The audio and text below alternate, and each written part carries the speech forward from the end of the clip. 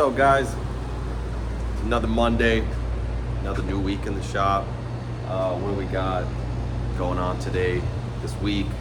Got this black WRX that isn't running very good. We're gonna figure out what's wrong with it. We're gonna start out with pulling the spark plugs out, doing a compression test, leak down, see if the numbers are good. If they're good, what it feels like to me when I drive it is just no boost.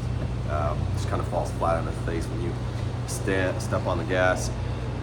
So I'm gonna pull out the turbo, or at least pull off the inlet to see what was going on with it.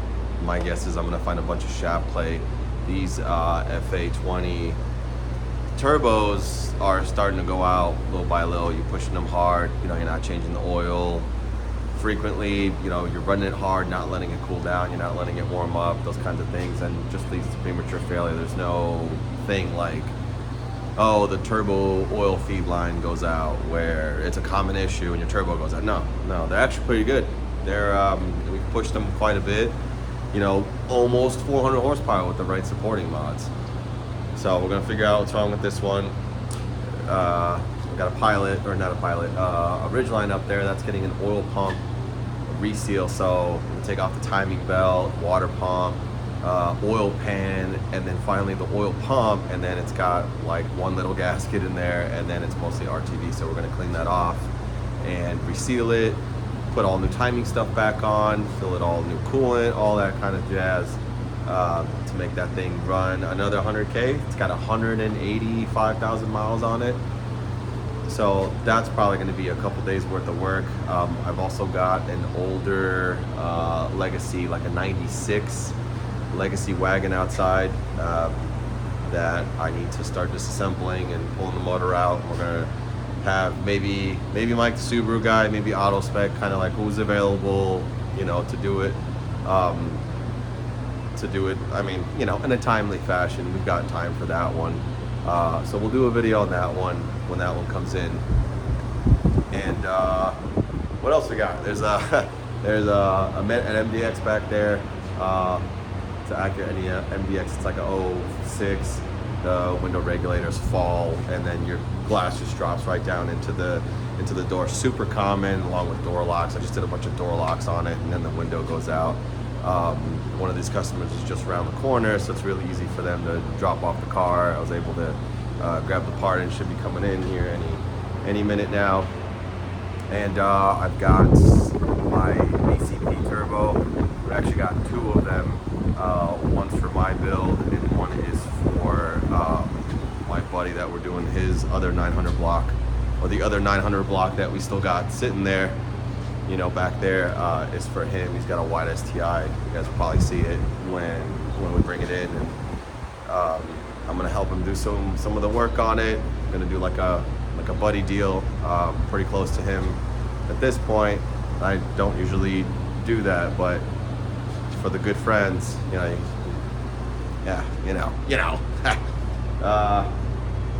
think that's about it. Finally got the motor in the blue STI, and we got that put in the 900 block. I was here like Thursday night, just all night. I think I left eventually at 11 o'clock. It's the longest I've ever been in the shop, just working on my own car.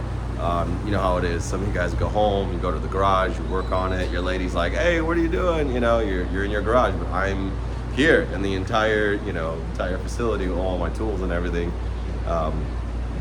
Sitting around at night, just got the headphones in because it's late. I can't blast the music because my door out here is, there's like a residential area. You guys have been here. It's kind of funky where they placed the shop at.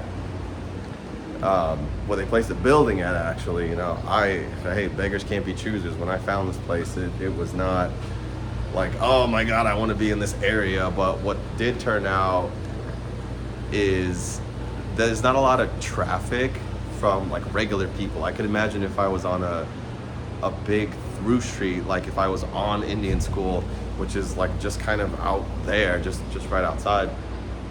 People would probably come in and say, oh, I need wiper blades, I need light bulbs, I need this, I need that, like little things, and probably not gonna be Subaru and Honda stuff. I still get people popping in, asking me oh, do you work on Chevy Impalas? Like no, I had the whole banner. It's like a banner and everything. Like, I don't well, you just, depending on my mood, I guess, I'm like, no, do you not see the banner? Like, come on. But, I try to be nice to people. Sometimes it's really hard to be nice to people. So, still got the WRX for sale, the black one with the gold wheels. Start dropping it in price and see if it moves. It sucks. I'm in the car for a certain amount of money. I got to get that amount. I'd like to make a profit. I promised my wife a king size bed.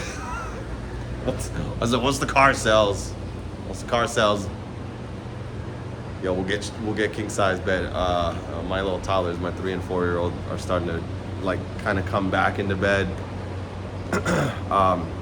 In the mornings, on the weekends, they get up before we do, so they're usually the alarm clock, and they'll climb into bed and turn around and go, there's two extra humans in the bed that you didn't really prepare for originally. So